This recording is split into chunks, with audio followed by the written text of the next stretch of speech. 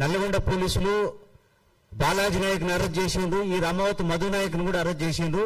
అది ఇప్పుడు ప్రస్తుతం సిబిసిఐడికి అప్పచెప్పారు ఆ కేసుని.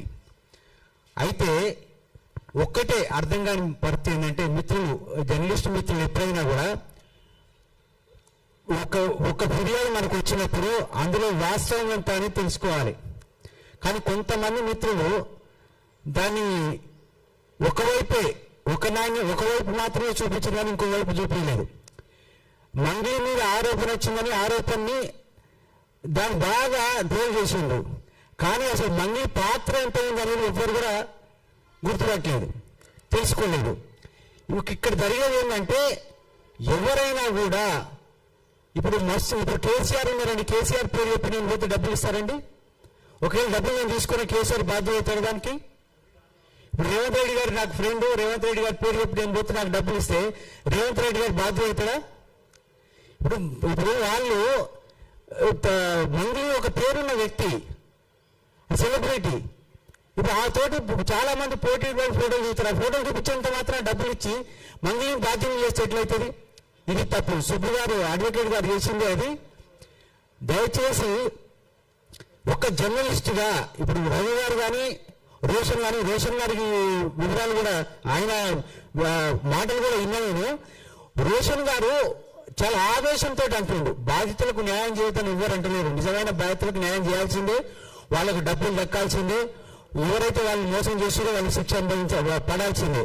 కానీ అందులో మంగళి పాత్ర ఎంత ఉందనేదే తెలుసుకోవాలి.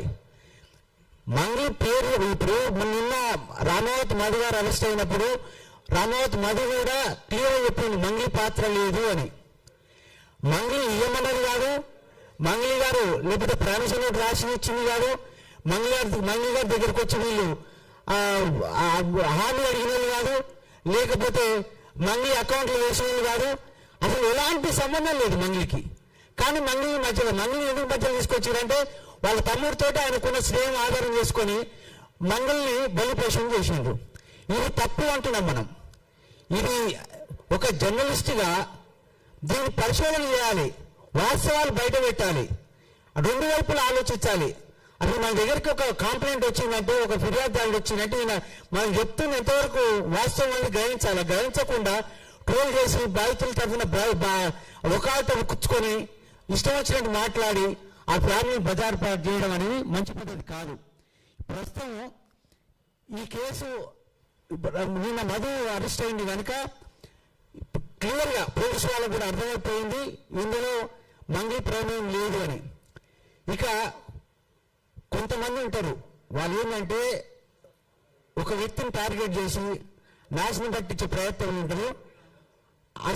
అలాంటి ప్రయత్నం ఇక్కడ జరుగుతుందని మేము భావిస్తున్నాం. ఎందుకంటే గిరిజన బిడ్డ అట్టడుగు వర్గాల నుంచి ఇప్పుడిప్పుడు ఎదుగుతున్న జాతి ఇది. అట్టడుగు వర్గాల నుంచి ఇప్పుడే ఎదుగుతున్న జాతి ఇది. ఆ జాతిని ఎదగకుండా కుట్ర పండుతున్న పన్నాగమే ఇది.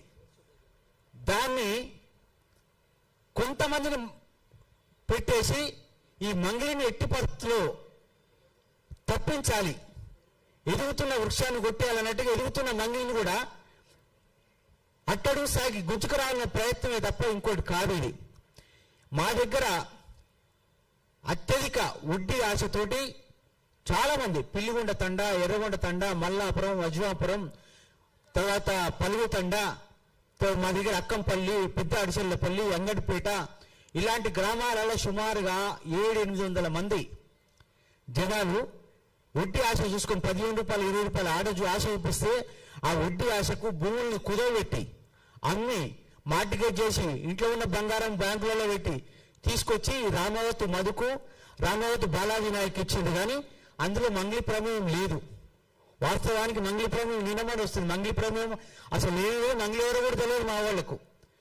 కానీ ఈ మంగళి తమ్ముడు శివ యొక్క దేవస్థానాన్ని ఆసరా చేసుకొని వాళ్ళకి పరిచయాలు ఉండొచ్చు. పరిచయాలు ఎవరుకున్నామని అందరికుంటే పరిచయాలు. ఆ పరిచయాన్ని ఆసరా చేసుకొని మంగళిని లాగితే అంతో ఇంతో గుంజొత్తనే ఉద్దేశంతో ఈ ప్రయత్నం జరిగిందనేది మా భావన. దయచేసి ఇలాంటి ట్రోలింగ్ ఆపండి. ఒకవేళ నిజంగా మంగళి ప్రమేయం ఉంటే ఆ ప్రమేయం ఏముంది, సాక్ష్యాలు ఏమున్నాయి, మంగళి అకౌంట్కి ఏమైనా అమౌంట్ పోయిందా, లేకపోతే మంగళి హామీ పత్రం రాసిచ్చిందా, లేకపోతే